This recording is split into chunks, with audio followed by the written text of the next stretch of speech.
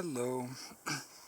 Today is Saturday the 24th of June 2023 and I am in Switzerland in the valley next to Isenthal, and today I decided to hike up to Gitschenhörelihütte.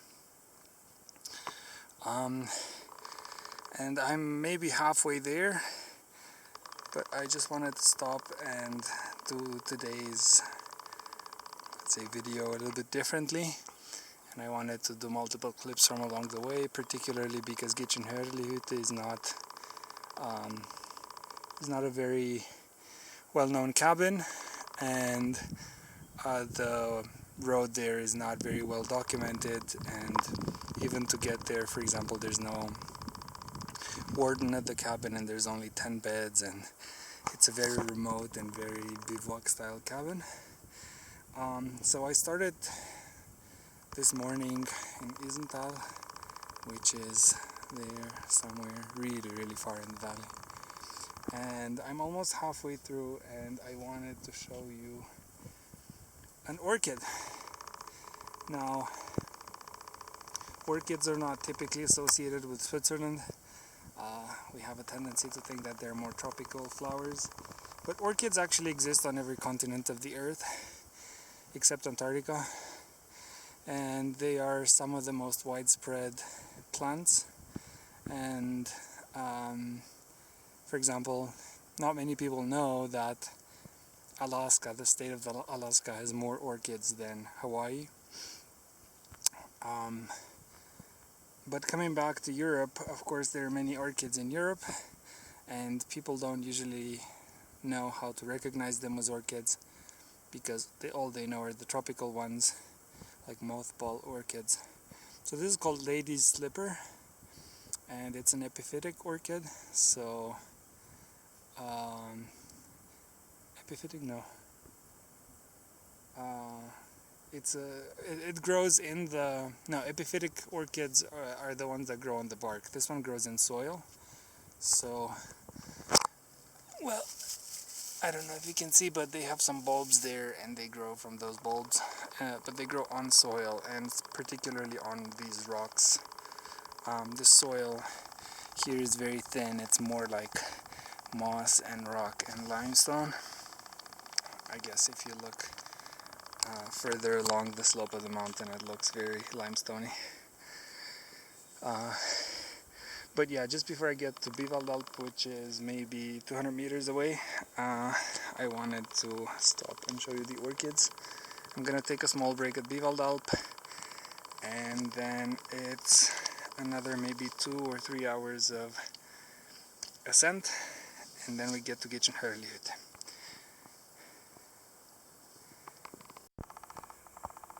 Okay, so I had my rest at Biwaldalp. I spent maybe 30 minutes there, and then I pushed on, and now I'm really high. I'm 2,300 meters, I think, Biwaldalp. So where the orchid was, it was maybe 1,600 or 500 meters. And let me just show you where I came from.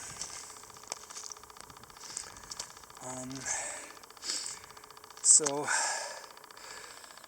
I don't know if you can see. So there's some trees in the valley, and then from the trees up there somewhere, then scrambling through that spur, then along that line to that rock, then across. There's a bunch of snowfields that are super annoying. These were, I mean, they don't bother me because I'm used to them, but it's more than 45-degree angle and it's snow, so it's quite annoying maybe. But now we're on the plateau. This is kind of a glacial plateau that got scoured in the past. This is some kind of directions, but let's see how high we are. It should say on the plate. Does it say? It doesn't say. Yeah. Well, anyway, we're going to Gitschenhöreli, not Stock. And the cabin should be maybe 200 meters away, so let's see if I can make that in a single footage. 200 meters is nothing. Okay, let's see where the trail actually is.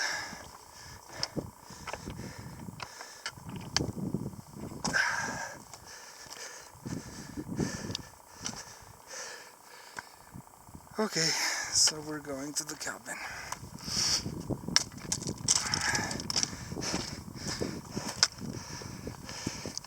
It's on the plateau, just not immediately obvious.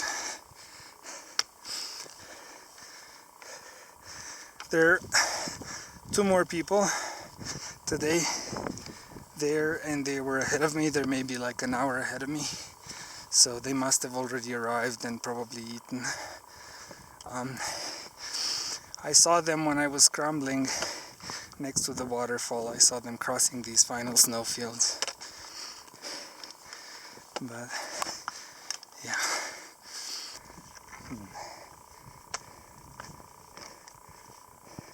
Wow, check out the glacial erosion on this limestone. It's magnificent.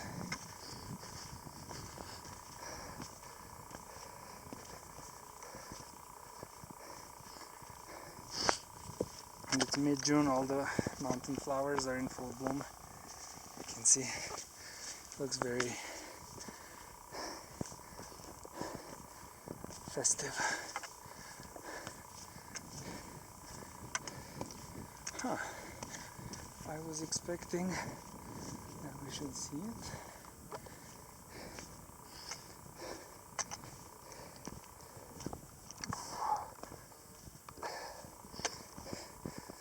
On the GPS it's at 200 meters, but maybe it's 200 meters in a straight line or something. You know how these things go.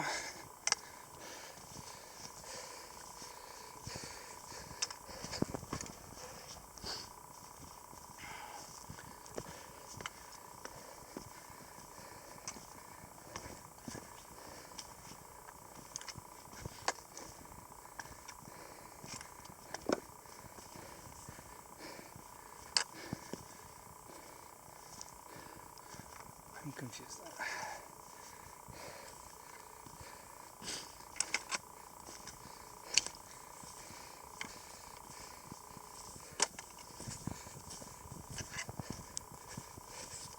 Ooh, this is house leek, I think it's called. In German it's called Hauswurz.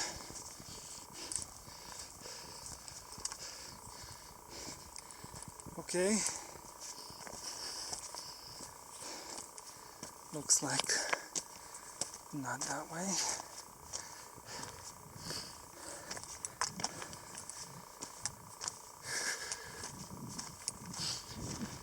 The air is quite thin and my throat is really dry, which is why I have this weird flat pronunciation.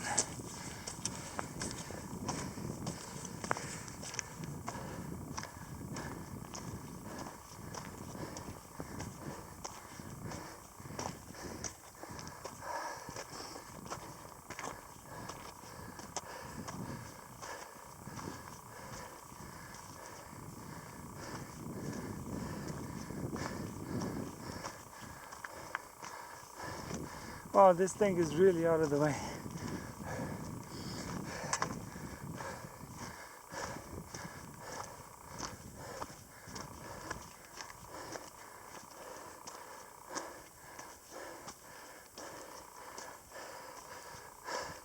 And there it is.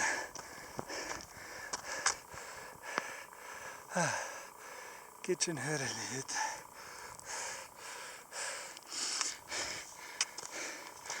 Let's see.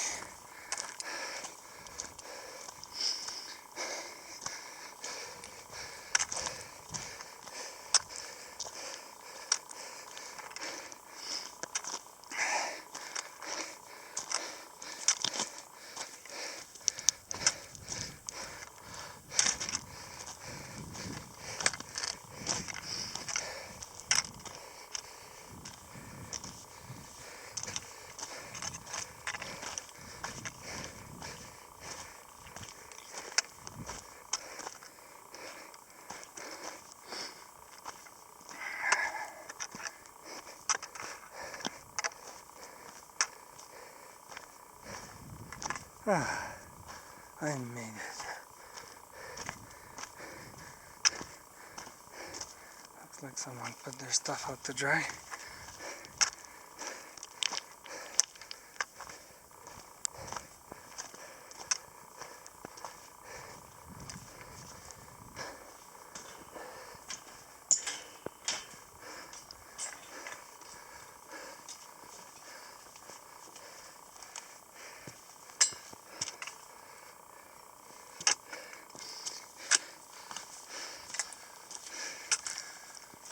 Oh, they put a lot of stuff out to dry. Let's see where we came from. Isenthal. Check out those glaciers. We have a storm cloud there. Amazing.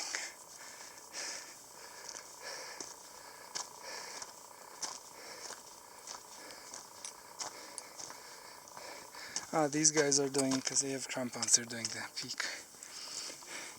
Hoi, wie geht's?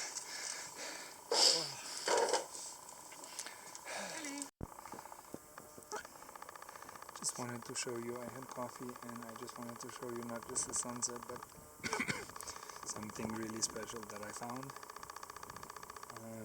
So here, this is an Alpine poppy. It is incredibly rare. It only natively grows in the wild in places that are made of limestone above 2,000 meters. So see, this is very limey rock. It's basically like a sponge. I don't know if you can, it's basically chalk.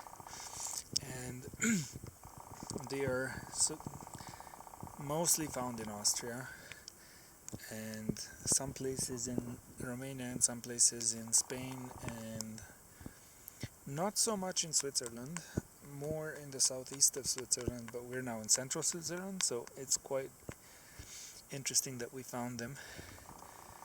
But more importantly, they smell incredible. It's really hard to describe the fragrance. I can smell them from 2 meters away. They smell like freesias or hyacinths or those kinds of like spring bulbs that you normally get at sea level. And they are so incredibly fragrant. There's two kinds. There's white and then there's yellow. The yellow you can find in southwest Switzerland and mostly in Austria, so valleys in Austria, and the white usually find in the Pyrenees and in Romania, in Spain and Romania, maybe in France too. But yeah, these are incredible, and the fact that they survive the cold for so long, and they have very short growth cycle. They basically sprout in May and they're done by September, and then it snows and then they're buried in snow for half a year. But yeah, the fragrance is just incredible. And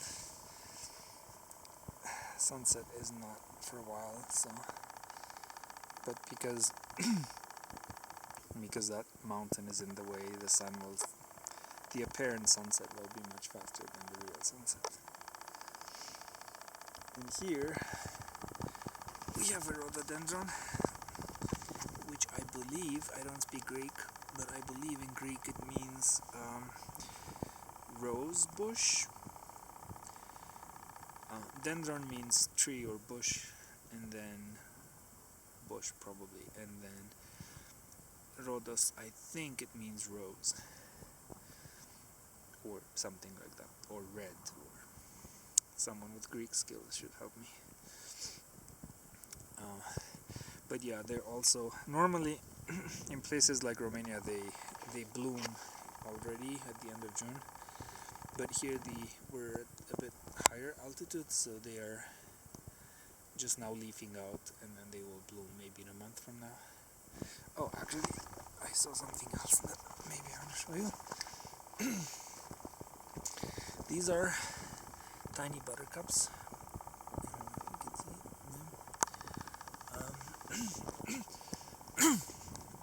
But they're not that special. You can find them at sea level as well, just earlier in the season. But check out these guys. I believe this is a plant in the, I think this is called saxifrage. And it's an extreme plant. It grows in these kind of, also on limestone, so the correct rock. But it's very extremophile. It grows like at super high altitudes. It will be just rock, and then suddenly you will see a patch of these guys. And they bloom very densely because they grow on mountain tops, and they can't afford to be in the wind, so they're very, very compact plants. They look a bit like moss. And this is a gentian. Or here, they're all over the place. Gentians are quite... I'll show you ones that bloomed already. Check this one out. These are blooming gentians. Gentians don't smell like anything, but they are incredibly blue. And if you have polarized sunglasses, they look very interesting in the polarized light. Yeah. So this is the plateau with the glacier, and that is Orchids, I believe. And there are people who climb that, but I think you climb through there. So you go up the moraine, and then you climb through that ridge. And the peak is in the fog, you can't see it, but it's very peaky.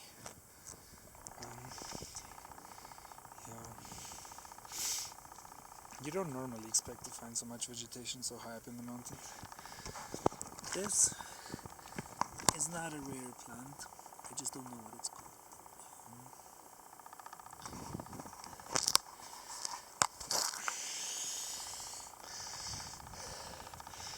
Okay, I'm not going to show you the sunset because I've showed you many sunsets before. So I'm just going to stop filming here and go back to reading my book, because I just finished a liter of coffee and now I'm starting to feel more like myself again, so I'm just gonna get in bed and read. Okay, see you tomorrow. Good morning. Today is the following day, and I almost wrapped up work at the cabin, and obviously my voice is back, my normal voice is back. And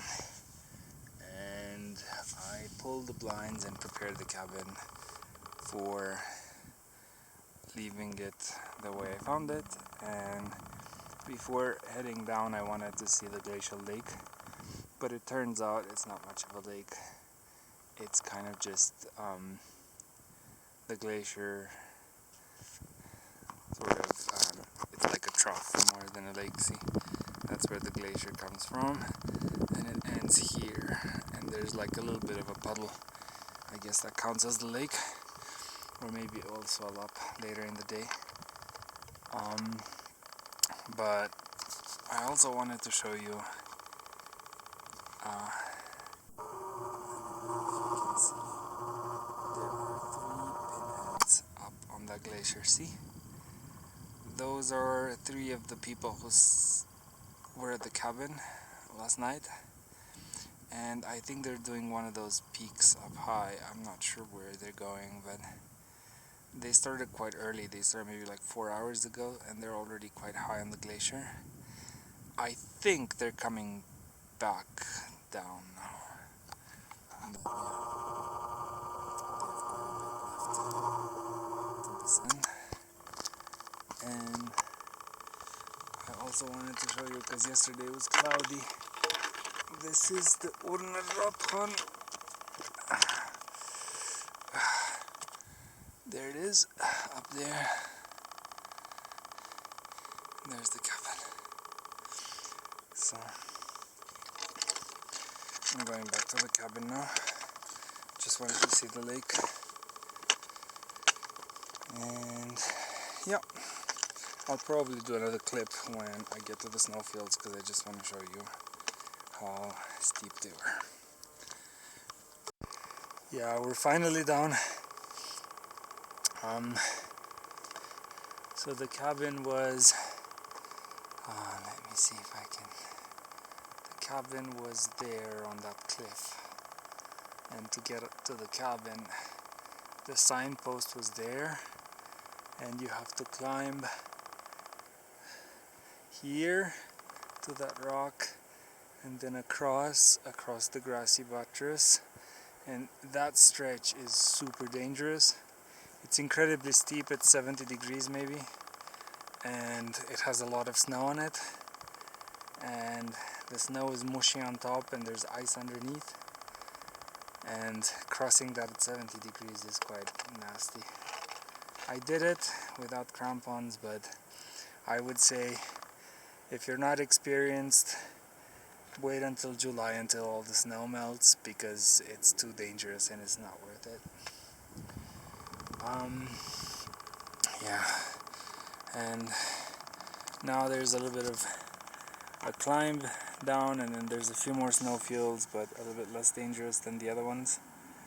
And then, yeah, but I want to climb down this bit because underneath there is a waterfall and it has clean water, and there was no water in the cabin anymore, so I'm thirsty this morning.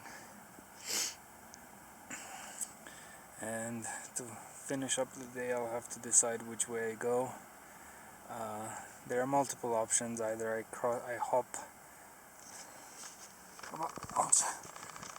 hop this mountain ridge into the other valley, or I go straight down, or I go to Engelberg. Engelberg is behind that valley. So Engelberg is a bit far. It's like 6 hours maybe. So I might not do that, but I'm not in a hurry. It's not even lunchtime. I think by lunchtime I will be at Biwaldalp, and from there on I can decide what I want to do. Yeah, so I didn't want to go back down the way that I came up, so I decided to hop the mountain. So right now I'm on the ridge. In there is Sankt Jakob. So yesterday I came from that through that valley, and then went up there, and today I came back partly, and now I'm hopping into this other valley to Musenalp. I'm not sure, I think that might be Musenalp. So we have to go down through here. There's a man coming up, kind of showing us the way. But anyway, and from Musenalp I go down through that other valley to Isenthal, back to Isenthal. So, and from Isenthal I will take the bus back to Altdorf, which is on the shore of the lake. Well, not quite, but almost. And then from there the train back to Zurich. But I'm not in a hurry. It's only 2 p.m. and the weather is gorgeous, and it shouldn't take me more than 2 hours to get to Isenthal, so there's no need to rush. Yep, I think this concludes this weekend's adventure, and hold on for more. See you later.